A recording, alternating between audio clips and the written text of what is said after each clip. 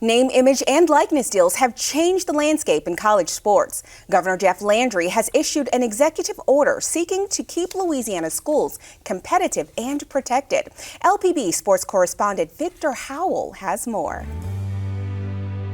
It is a fascinating world indeed, the side of NIL and athletics. So to try to help us understand it all, the COO from LSWI Athletics, Kelly Zinn, who is all in NIL right now. And Kelly, I appreciate you joining me to discuss this. So it's just over a week ago, Governor Landry sends out an executive order.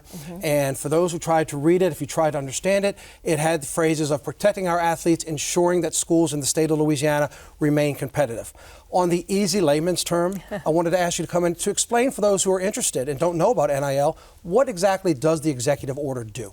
Yeah, so essentially what the executive order does is, and you referenced name, image, and likeness, which was an opportunity that was presented to student athletes across the country a number of years ago, that in exchange for the use of their name, image, and likeness, they can be compensated for that. And up to this point, that's primarily occurred through collectives across the country, corporate sponsorships, individuals who see a marketing value with those athletes. Well, over the past year primarily, but even more specifically in recent months, you're seeing where various states across the country, many of those that we compete with, have adopted, similar to the executive order, opportunities where those institutions can enter into name, image, and likeness opportunities directly with their student athletes. Again, up to this point, that has all been precluded, and it has to go through a separate entity. And so what Governor Landry did,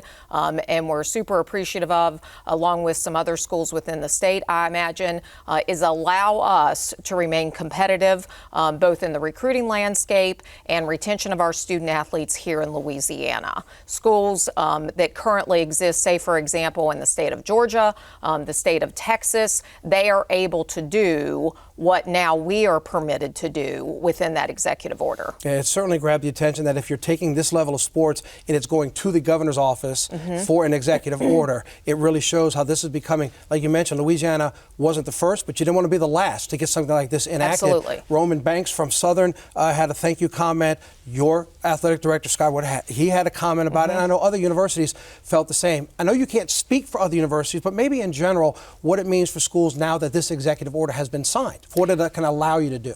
Yeah, well, similar to the position it puts LSU in that I just talked about, it does the same thing with those institutions. And while they may not have the same level of resources that an LSU does, or a University of Georgia or a University of Texas, oftentimes within the world of college sports, it's somewhat relative, right, to your competitors. And so those that Southern University and other schools within the state are competing against, it would level that same playing field for them as well. For those who are trying to keep track, there's also pending litigation that would have a national effect on NIL. What should we be looking for with that litigation as it moves forward? Yeah, so that surrounds the House versus NCAA case, which is essentially, and there's a lot of layers to that, as you can imagine, but it allows institutions that, provided that gets approved, and it's currently pending, allows universities and colleges across the country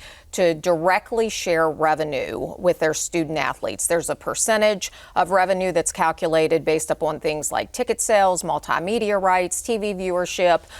It's 22% of that, which right now, and effective July 1, if it passes, as much as $20.5 million can go directly to your student athletes. So LSU, along with every other school in the country who opts into that agreement, would be able to provide $20.5 million in new resources directly with their athletes. You were at West Virginia before you made your way to Baton Rouge, and can you imagine that we have developed to where, I was joking with you before we started, when I was playing ball, if you had a family member unfortunately pass away, you had to negotiate just to try to help a student get home to be with the family. Now we're talking about $20+ million in lawsuits, the way this business has gone.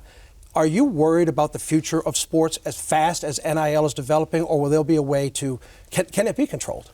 Yeah, I think in order to, quote unquote, control it, it does have to be governed better. And I think what you're seeing across the country right now are some efforts to do that and to try and get it right. Look, college sports has forever been such a significant fabric of our country. Everybody here knows, how important it is to the state of Louisiana in particular. And we need to make sure that that continues to be something that young men and young women have the opportunity and fans and people and everybody can celebrate and feel good about it. And so while it's a little chaotic at the moment, and you're certainly seeing here in recent years where it's become challenging to navigate some of that landscape and some of the things that we're seeing, I am hopeful that we'll see that improve. In particular, and with the House case that you noted, I do think that it's pretty critical that something like that gets passed. And then I think from there, you currently have the attention of a lot of people in positions of authority who have the capability and hopefully the willingness to bring a governance structure to college sports that we can all feel good about. Well, it definitely impacts the young men and the young women who are college athletes, and it is very tough to keep up with, which is why we're glad we have somebody like you. I'm sure it's probably changed twice as we've talked here in 5 minutes, but thank you for keeping up, and as it continues to develop, we'd love to have you come back. Absolutely, and thank you so much for having me. Go Tigers. Absolutely. Thanks, Kelly.